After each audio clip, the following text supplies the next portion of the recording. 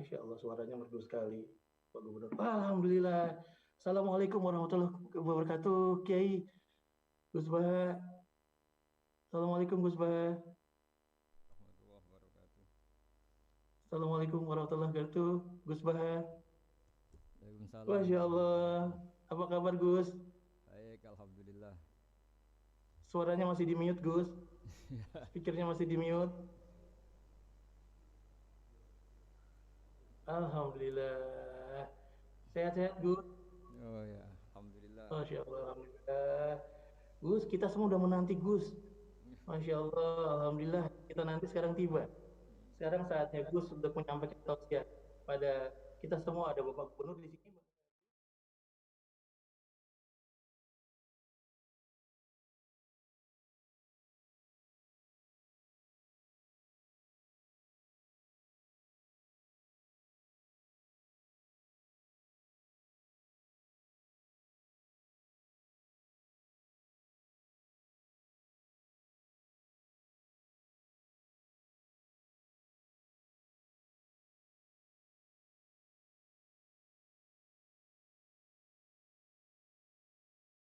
Wahlul 'uqdatam min lisani yafqahu qawli.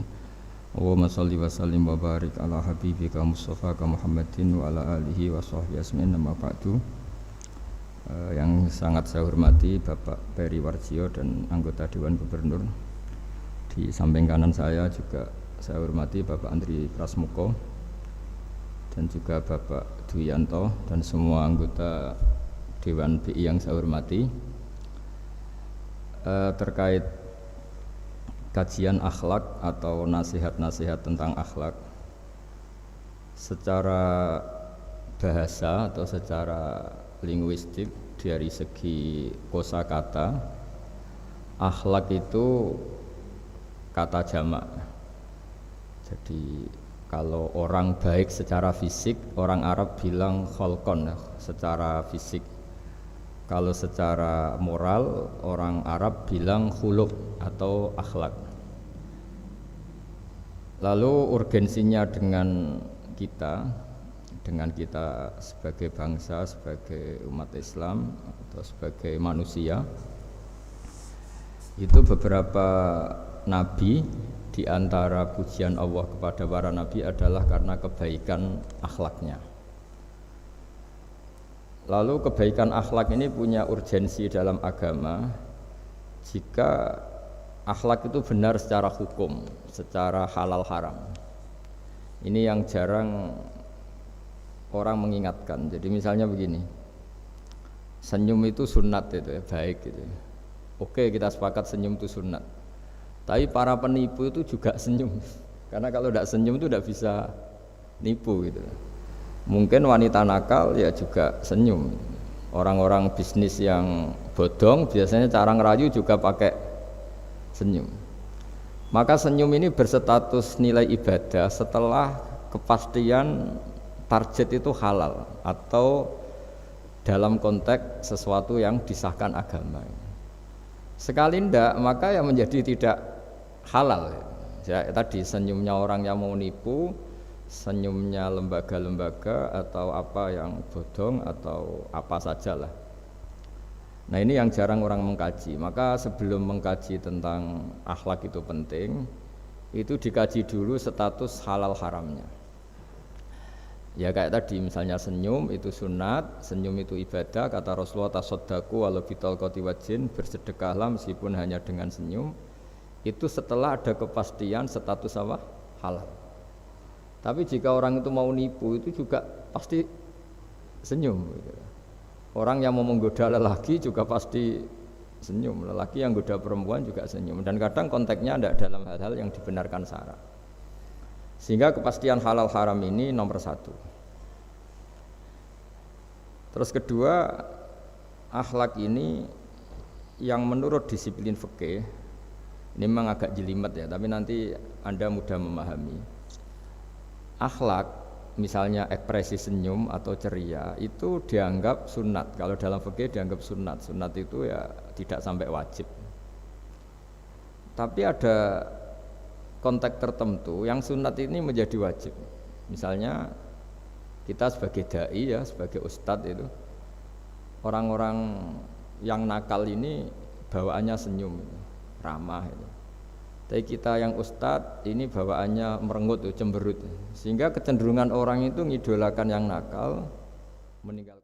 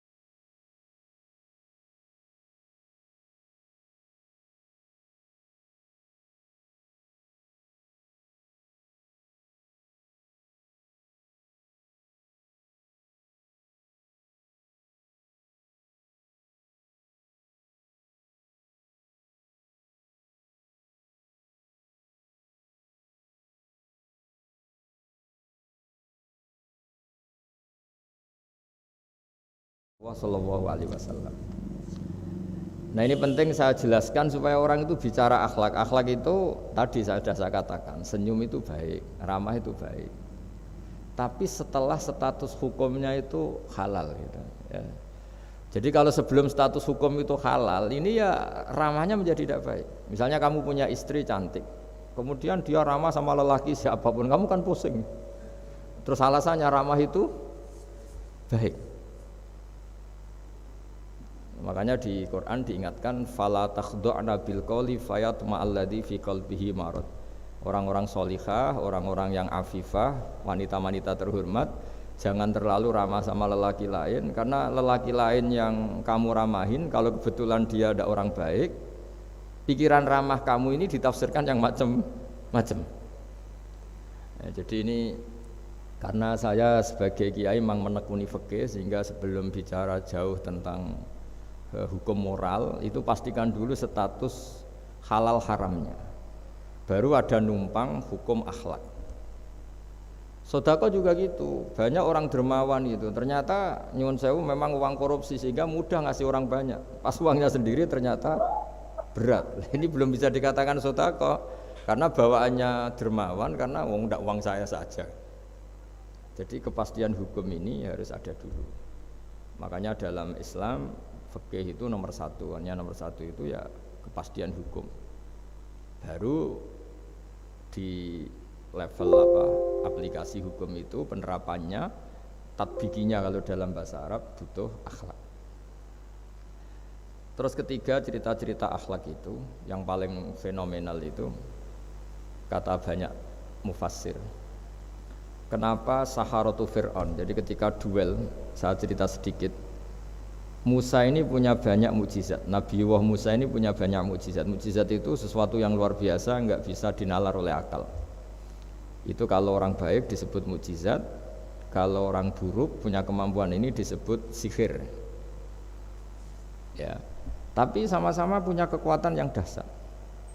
Sehingga ketika Nabi Musa punya kekuatan yang dahsyat ini, yang disebut mukjizat, Fir'aun cara berpikir yang bisa mengalahkan ini hanya sihir. Dipanggillah ahli sihir yang profesional, yang top lah. Dan mulai dulu itu wong ya seneng duit gitu. Jadi ahli sihir yang mau datang tapi berani berapa gitu. Jadi itu sudah mulai dulu gitu. Jadi sekunane kuno itu transaksinya itu ya harus berani berapa itu. Fir'aun katanya innakum idzal laminal muqarrabin, kamu tak jamin menjadi orang dekat saya.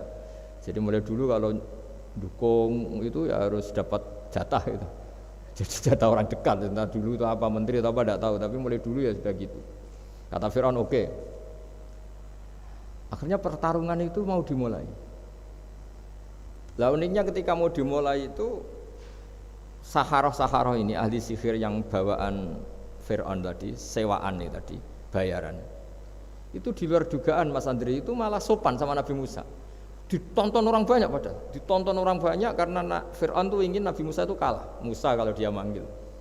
Tapi di luar dugaan itu para ahli sihir itu entah saking haibahnya, wibawanya Nabi Musa itu jenengan dulu apa saya dulu? Monggo jenengan dulu apa saya dulu? Imma antulkiyah wa imma an-nahnul mulkin. Monggo jenengan dulu atau kita dulu.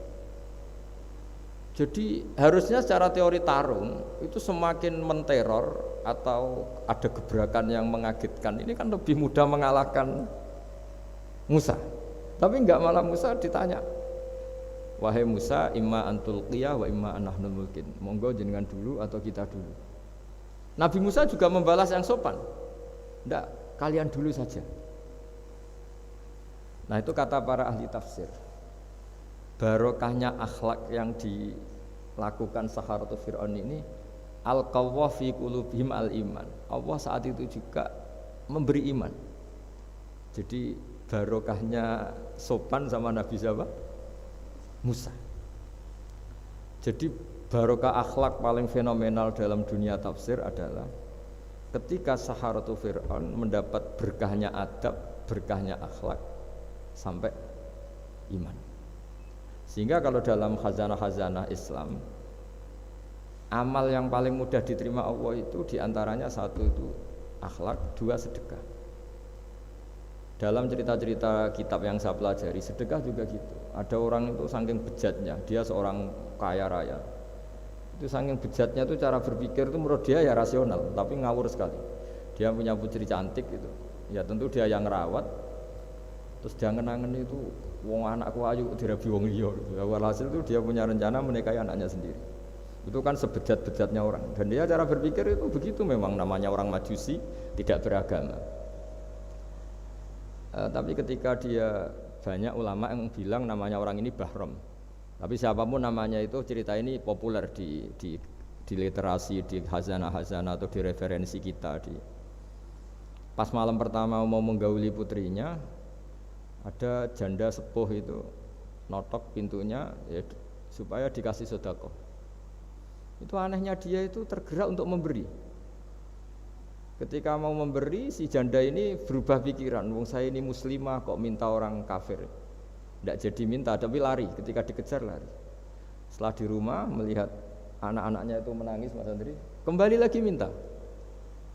Setelah mau dikasih, lari lagi sampai 3 kali. Singkat cerita si Bahrom ini lalu tetap ke rumahnya dan ternyata mendengar anak-anak menangis karena kelaparan. Dia tergerak hatinya, itu membawa cara Indonesia, membawa beras sendiri, membawa roti sendiri, semua keperluan itu dicukupin, dibawa sendiri, diantarkan. Dan uniknya saat itu juga dia berpikir waras langsung, gak ingin lagi menggauli anaknya, gak ingin lagi. Jadi barokahnya sedekah itu dilakukan orang kafir, itu langsung ada berkah. Sampai saat itu dia iman, dan hebatnya ada seorang wali di era itu mimpi disuruh menghormati si Bahrom ini, bahwa ini umat saya, ini walhasil itu sampai diapresiasi. Nah, lagi-lagi kembali ke sedekah. Jika ada orang netral, misalnya orang netral itu ya diajak baik ya mau, diajak buruk ya mau, belum punya berpendirian, juga belum punya karakter, belum punya status yang permanen, ya solehnya masih amatir, faseknya ya masih amatir. Kemudian terus ada kompetisi, alam raya ini kan kompetisi. Ternyata yang tukang sedekah, yang mudah memberi itu yang fasik, yang ini pelit. Jangan-jangan kita disalahkan Allah ketika orang yang netral ini jadi orang fasik. Karena apa? Kenangannya dengan orang fasik mendapat keenaan sedekah atau servis, kenangannya sama orang soleh tidak mendapat. malah dikongkon terus jadi panitia pengajian kan kesel ya. Nah, kalau dibebani terus, sehingga di antara ciri agama ini qalilul maunah, agama ini harus berbiaya murah. Itu hal-hal yang harus kita perhatikan. Nah, kecuali ini sudah orang yang punya karakter, memang sudah orang soleh, memang bawaannya ingin mendukung yang kanan, yang ahlul yamin ya, hanya suka kebaikan. Ini kan kita bicara orang yang belum punya karakter. Kalau yang soleh kan karuan, dirayu yang ini sudah enggak mau, meskipun yang ini ngel-ngelo terus tetap enggak masalah yang kanan ini. Nah, ketika kita ngelola anak Mas Andri ini, Mas Dwi ini karena yang ada jadi saya pakai contoh. Saya punya kenangan dalam hal ini itu sangat miris ya. Ada orang sepuh soleh, cerita anaknya itu sekarang kerja di Jakarta tidak sholat, padahal itu ya orang soleh, orang baik. Dan dia kenapa datang ke saya? Karena minta maaf dulu pernah dengan tanda ketik pernah menyalahkan bapak saya, menyalahkan kiai-kiai yang lunak. Bapak saya dulu ya di dalam ada TV, ya ada sepeda motor, ya umumnya orang. Ternyata kasusnya itu sederhana Mas Andri. Anaknya kiai ini, orang soleh lah, itu karena saking ketatnya itu di rumah nggak ada TV, juga nggak ada motor. Sehingga kenangan pertama lihat TV ya di servis orang yang nyuwun sewu tidak sholat. Kenangan pertama pakai motor ya dipinjemin orang yang nggak sholat. Sehingga bawaannya dia punya utang jasa sama orang yang tidak baik lah gitu. Akhirnya ini nggak jadi idola, orang tuanya meskipun soleh nggak jadi idola. Dan orang tuanya itu nggak punya TV supaya waktunya nggak habis untuk nonton TV, nggak punya motor biar tidak keluyuran. Niatnya baik, sangat baik. Tapi karena terus ini tuh tadi kembali ke tadi al-insan abdul ihsan, manusia itu budaknya kebaikan. Kenangannya lihat TV ya sama orang yang nggak bener ini. Kenangannya pakai motor ya pakai. Akhirnya ikut merantau ini ke Jakarta. Singkat cerita terus akhirnya dia katut temannya yang nggak sholat. Nah, ini yang di sini jika kamu mengelola agama ini secara tidak simpatik, lanfaddu min khaliq, pasti orang itu bubar. Nah, singkat cerita terus karena dia mungkin orang soleh ya, tetap doanya didengar Allah. Dia nangis-nangis berdoa di depan Allah, terus minta maaf sama kiai-kiai yang pernah disalahkan, yang terlalu longgar sama anaknya. Karena bapak saya termasuk orang yang longgar. Mbah Mun saya tahu di dalamnya ya ada TV, ada motor, umumnya anaknya difasilitasi. Lalah anaknya itu terus diparingi Allah tobat kembali, terus dia menservis anaknya dengan umumnya orang. Jadi yang bahaya itu bukan tidak ada TV-nya, tapi kenangan pertama tahu TV ini. Bagi anak yang nggak pernah lihat TV itu kan diberi hak lihat TV itu spesial. Sama bagi anak yang sama sekali nggak ada motor itu kan dikasih pinjaman motor itu kan spesial. Jadi kesimpulan dari ngaji akhlak ini harus dikawal supaya mengawal kebaikan. Jangan sampai anak kita, keluarga kita punya utang jasa sama orang yang nggak benar sehingga dia ngidolakannya orang yang nggak. Ya tadi misalnya kadang-kadang orang nggak benar itu ketemu temannya, ayo ngopi-ngopi, beres. Yang ini kita sebagai orang tuanya mau ngopi saja ditanya, jam segini kok ngopi? Apa saja salah. Jadi bawaannya di rumah disalahin, bawaannya di luar dibebasin. Akhirnya kenangannya kan ini buruk. Nah, ini hal-hal seperti ini yang kita harus hati-hatilah ngelola kebenaran. Makanya ada cerita di kitab Risalah Qusyariyah juga diulang lagi di Ihya. Ada orang Majusi. Ya bayangkan dulu itu kan padang pasir, di jalan nggak ada air, juga nggak ada warung Mas Andri, juga nggak ada ATM. Jadi bayangkan dulu. Jadi cerita ini harus dibayangkan dulu. Kalau sekarang kan nggak kebayang ada orang kelaparan di perjalanan. Makanya dulu tuh hukumnya ekstrim. Siapa yang iman billah wal yaumil akhir harus memuliakan tamunya. Dulu tuh ukuran memuliakan tamu itu nomor 1 ya dikasih makan. Sehingga kalau ada tamu dari jauh, Nabi itu kalau nggak bisa ngasih makan dilelang. Siapa sahabatku yang bisa ngasih makan? Karena orang itu sekali mertamu ya memang kelaparan betul. Perjalanan 2 hari nggak ada warung, nggak ada ATM, nggak bisa mampir ke kantor cabang minta fasilitas kan nggak bisa. Kalau pejabat kan bisa, dari Jakarta mampir Semarang mampir Kragen bisa. Singkat cerita dilelang sama dia, siapa yang bisa? Masyhur kan cerita itu, ada orang yang sebetulnya miskin, saya ya Rasulullah, ternyata yang dikasihkan itu makanan jatah apa? Anaknya, kan masyhur cerita itu. Sekata dia pulang, terus lampunya pura-pura dimatikan, terus anaknya disuruh menidurkan, terus dia pura-pura nemani makan, padahal hakikatnya yang makan itu hanya tamunya. Saat itu juga Allah menurunkan wahyu kepada Rasulullah SAW. Allah memuji perilaku sahabat ini karena bisa ngasih makan tamu. Jadi dulu itu yang namanya tamu itu kalau nggak dihormati taruhannya nggak iman karena nasibnya sampai seperti ini karena dulu seperti itu. Nah kembali lagi ke cerita tadi. Tamu apa makanan atau tamu atau apa sajalah itu servis sosial ini nomor satu. Kalau enggak, seorang lagi ya, kalau enggak itu ya orang terus enggak simpati. Nah, sehingga karena taruhannya seperti itu sampai Allah lewat apa binaan kekasihnya mangka na yu'minu billahi wal yaumil akhir falyukrim dhaifa. Singkat cerita suatu saat Nabi Ibrahim itu punya tamu, orangnya Majusi. Majusi itu enggak mukmin. Majusi itu lebih buruk ketimbang Yahudi, lebih buruk ketimbang Nasrani karena ada ahli kitab sama sekali. Kalau di Quran kan dibedakan ada kafir ahli kitab yang masih percaya Tuhan, yaitu Yahudi Nasrani, ada yang sama sekali sudah tidak percaya Tuhan. Itu Majusi, enggak punya kitab. Orang Majusi datang ke Nabi Ibrahim karena beliau terkenal Abu Duyuf, bapak dari segala tamu. Beliau itu enggak mau makan kecuali bareng tamu, bareng anak yatim, saking solehnya Nabi Ibrahim. Saya ulang lagi, bayangkan dulu, memang makan itu luar biasa. Sekarang kan biasa karena tamu sudah makan dulu di warung, nginepnya di hotel, malah kadang disuguhi udah mati makan karena nggak selera, ribet malah tamu sekarang. Malah komplain bila perlu sudah ribet. Nabi Ibrahim itu ketika orang itu kelaparan, ya Ibrahim karena dia nggak mukmin ya manggilnya jangkar. Tolong hari ini saya kasih makan. Ndak hatta tu'mina sehingga kamu iman. Singkat cerita orang ini frustasi karena ini tokoh ya. Nabi Ibrahim itu tokoh-tokoh besar muslim ya tentu. Akhirnya dia putus asa. Putus asa terus sudah walla itu sudah balik kanan, sudah ngelunyur saja meninggalkan Ibrahim karena sudah putus asa lah. Saya Majusi, dia Nabi, dia tokoh Islam pasti tidak ngasih makan. Apa yang terjadi? Saat itu juga Allah karena beliau Nabi bisa komunikasi dengan Allah dapat wahyu. Lihat orang itu umur berapa? 70 kira-kira gitu atau 60. Kata Allah, orang itu baru ini loh kelaparan katanya. Dan baru ini juga minta kamu kan? Iya. Dan kemarin-kemarin tidak pernah kelaparan ya baru ini ya. Terus kata Allah, saya yang Tuhan saja ngasih makan dia padahal tidak iman sama saya. 60 tahun. Kamu diminta untuk 1 hari saja kok mensyaratkan apa?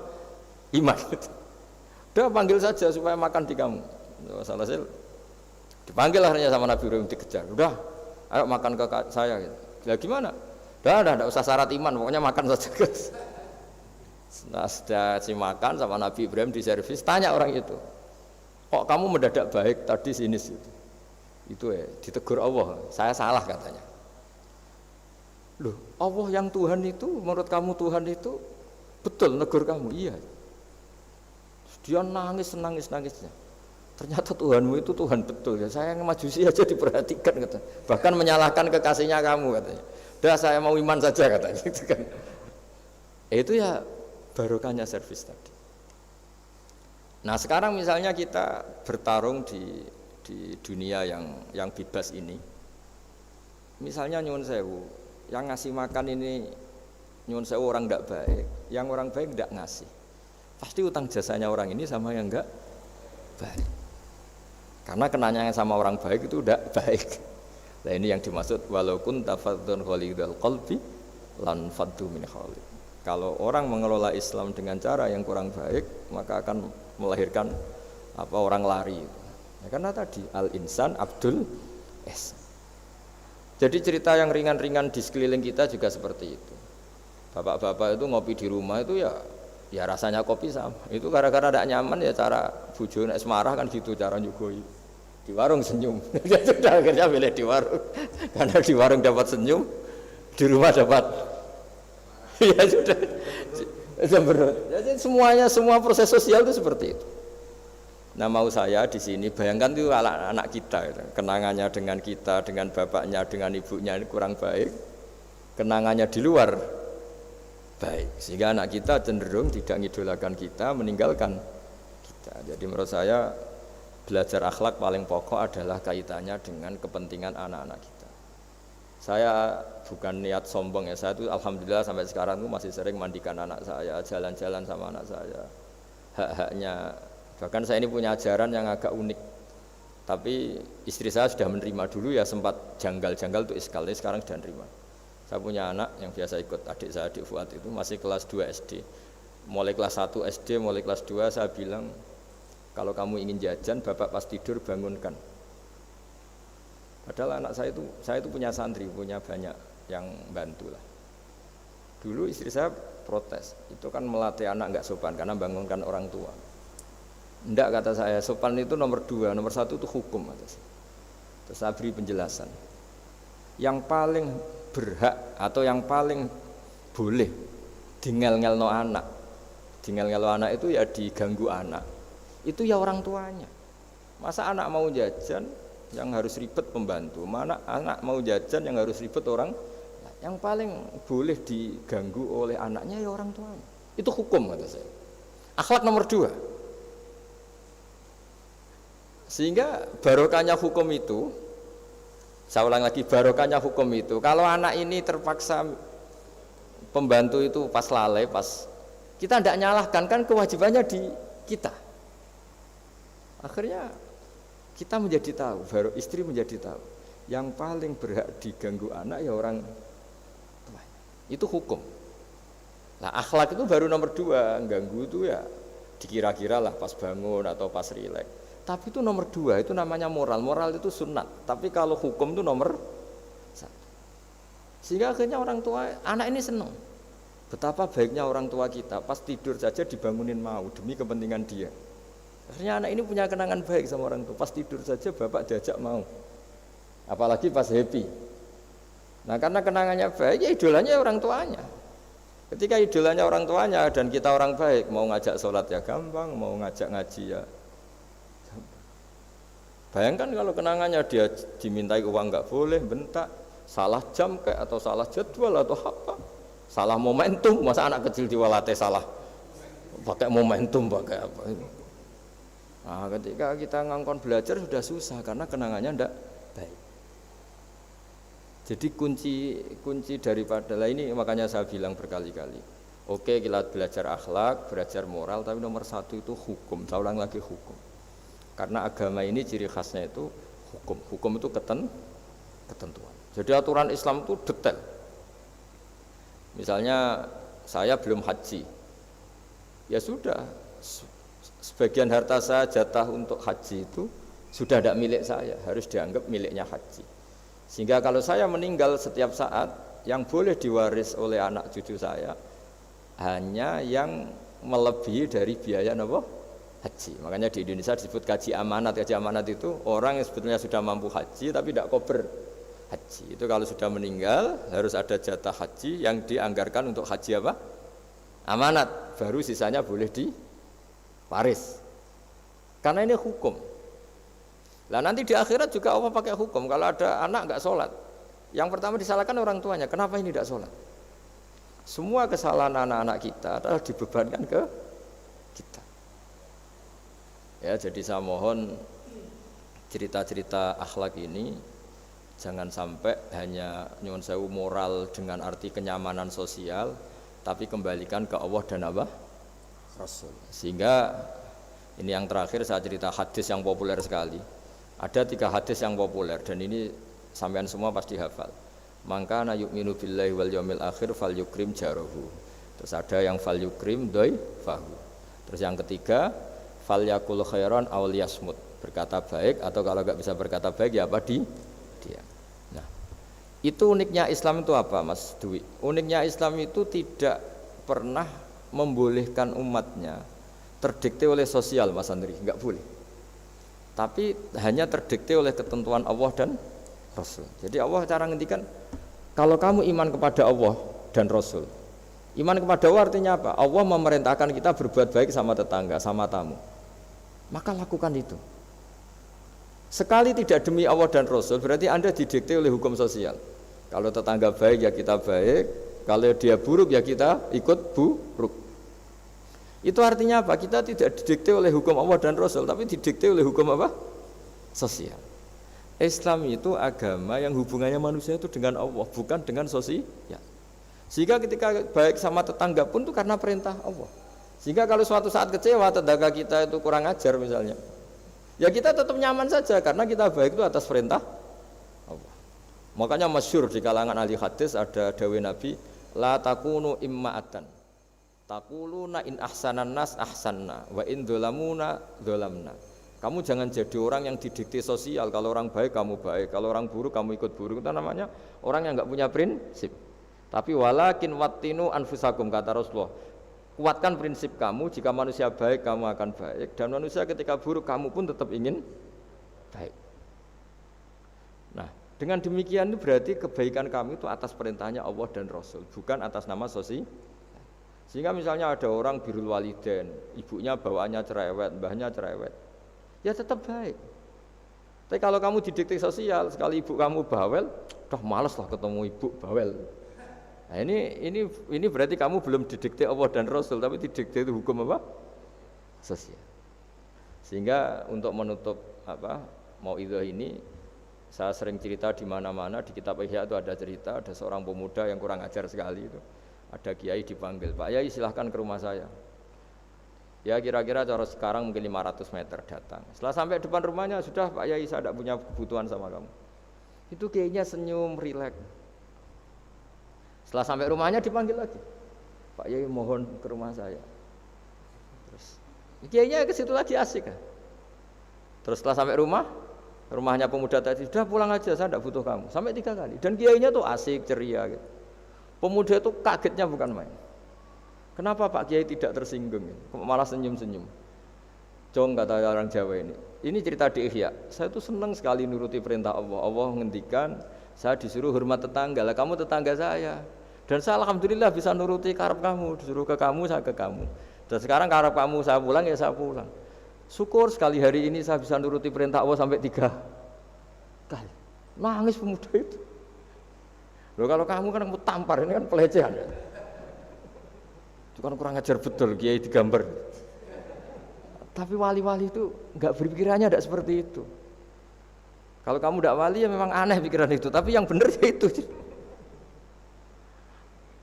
Nah, jadi lewat ngaji ini saya mohon dah semua teman-teman yang di BI maupun seluruh kita, akhlak itu nomor 1. Dengan makna tapi setelah kepastian hukum, setelah kepastian hukum. Jadi misalnya senyum itu sunat karena kita merayu mitra bisnis untuk bisnis yang halal. Tapi kalau bisnis kita bodong, ya semua orang yang ingin nipu kan ya pasti senyum lah. Berarti yang pahalanya besar ya orang-orang penipu karena senyumnya lebih sering timbang yang enggak nipu. Jadi artinya akhlak itu menemukan momentum sebagai ibadah setelah ada kepastian hukum halalnya. Tapi kalau nggak ada kepastian hukum halalnya, ya ini senyum itu dievaluasi tadi. Misalnya orang ngerayu juga harus senyum, orang nipu juga harus senyum. Ini yang mungkin banyak diabaikan. Saya kira demikian dan mohon maaf karena sebetulnya kalau andekan tadi jalannya normal mungkin saya nggak terlambat. Itu kan banyak lubang-lubang karena itu biasanya kan karena hujan itu. Tapi ya saya suka tetap terlambat biar keren pernah nunggu kiai. Jadi kalau dalam teori agama itu sama kok. Sholat, Nabi itu pernah sholat isya itu 2:30. 2:30 dini hari, sahabat biasanya kan beliau suka awal waktu. Terus ketika sahabat tanya kata Nabi, malam ini spesial. Karena kamu lama sekali nunggu sholat. Enggak semua orang malam ini bisa menunggu sholat. Jadi artinya bawaannya itu nunggu kebaikan. Jadi di antara trik atau resep husnul khotimah. Ya, ini sebagai penutup ngaji. Resep husnul khotimah itu innallaha ta'ala yubahi malaikatahu. Allah membanggakan kita, yubahi bikum malaikatahu. Allah bangga dengan kita. Di antaranya apa Mas Andri? Umatnya Rasulullah SAW itu kalau habis subuh ditanya, ngapain kamu hidup? Nunggu sholat duhur. Ngapain kamu hidup setelah sholat duhur? Nunggu sholat asar. Sehingga kita ini menunaikan fardu yang diwajibkan Allah dan menunggu datangnya fardu yang lain. Jadi orientasi kita fahijratuhu ilallah wa rasulih. Tapi kalau kita orientasinya mapan, kenapa kamu hidup? Saya mau mati setelah mapan. Saya mau mati setelah jabat. Ini kan berarti perjalanan kamu ilat dunia, orientasi kamu dunia. Faman kana hijratu ilat dunya aw imra'atin yang kihuwa fa hijratuhu ila ma hajara ilaih. Tapi kalau kamu niatnya, kenapa kamu berani hidup? Supaya bisa sholat, supaya bisa ibadah. Berarti perjalanan kamu hanya menuju Allah dan Rasul. Jadi sehingga di antara alamat husnul khotimah adalah orang setiap sudah melakukan satu kebaikan berani hidup karena berharap bisa melakukan kebaikan yang lain. Jadi dari satu kebaikan rutenya menuju kebaikan yang lain. Ya, saya kira demikian dan mohon maaf. Assalamualaikum warahmatullahi wabarakatuh.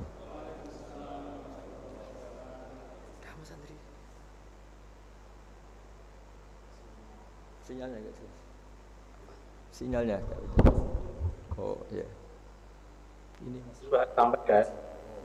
Topik kita pada malam hari ini adalah bersyukur, sabar sebagai kunci menjadi muslim yang baik, yang bahagia. Tapi dari beberapa kajian atau yang Gus sampaikan, kami mencatat bahwa sungguhnya sebagai muslim kita semua didikte oleh Allah Subhanahu wa taala dan Rasulnya, bukan karena situasi lingkungan. Itu mungkin karena jadi membuat kita sabar dan tetap bersyukur. Apapun yang respon orang terhadap kita, ya monggo saja. Yang penting karena kita lillahi ta'ala. Mungkin sekilas itu sedikit berbahas. Bapak Gubernur, Ayahanda Gubernur, mohon izin apakah diperkenankan untuk ke sesi tanya jawab, Bapak? Dua aja ya, biar nggak kemana. Ya nggak apa-apa, dua aja. Silakan Adinda Puji, tergantung Gus Bahaya. Tolong. Oh, Masya Allah, terima kasih Ayahanda. Gus, alhamdulillah sudah banyak yang ingin bertanya kepada Gus. Di dalam catatan kami ada 3 penanya yang insya Allah akan live. Di chat juga banyak yang bertanya tentang gimana sih sebenarnya esensi dari kesabaran itu.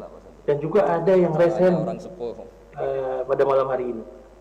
Tapi coba kita panggil untuk yang bertanya secara live.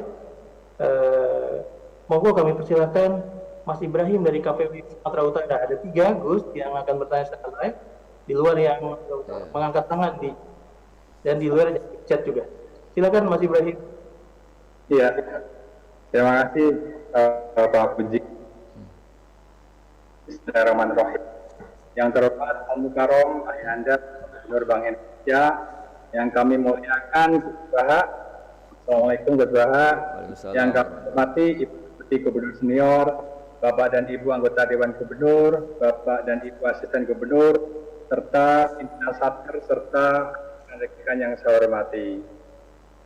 Tadi di bagian akhir tausiah Gus Baha menyebutkan pentingnya macam hukum ya Gus Baha ya, bahwa segala sesuatunya harus ada dasar atau landasan. Sementara kembali ke kajian akhlak itu biasanya juga menyangkut sabar, syukur, kemudian ada tawakal, ikhtiar dan doa. Nah, ini referensi kami